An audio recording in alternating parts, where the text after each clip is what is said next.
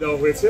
তো আমরা আজকে এই বিষয়ে প্রতিক্রিয়া বিষয়ক এবং আমাদের বর্তমান বা পরবর্তী কর্মসূচিগুলো কি বা আমরা কি চাচ্ছি সেই বিষয়গুলো নিয়ে আমরা আসলে আজকে এই সংবাদ সম্মেলন ডেকেছি।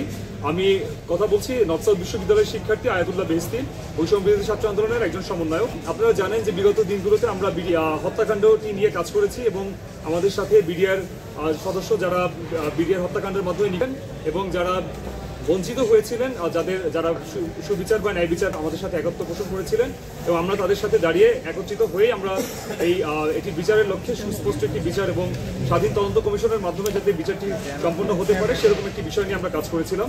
আজকে তার একটি রায় ঘোষণা হয়েছে। তো এই পর্যায়ে আমি এই বিষয়টি নিয়ে কিছু বলার জন্য অনুরোধ করব মাহমুদা বিবি, যিনি এই বিষয়টি নিয়ে শুরুতেই কাজ করেছেন। উনি বৈষম্য বিরোধী ছাত্র আন্দোলনের একজন সমন্বয়ক এবং কেন্দ্রীয় নির্বাহী কমিটির একজন সদস্য।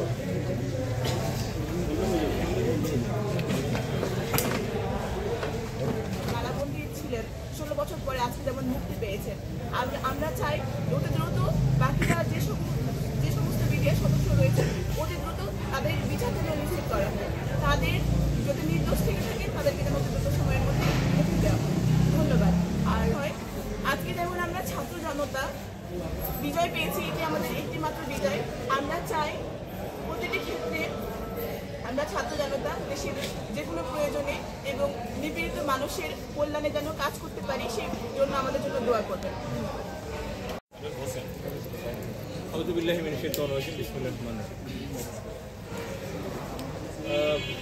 খুব বেশি ভালো লাগছে না, খুব বেশি খুশি হতে পারিনি, যদিও আজকে একটি দীর্ঘ আইনি লড়াইয়ের পরে একটি ডোর ওপেন হয়েছে। কতজন জামিনে মুক্তি পেলেন বা পাবেন তার চেয়ে বেশি ভালো লাগছে যে এই ডোরটা ক্লোজ করে রেখেছে, সেটি তিনি জানেন।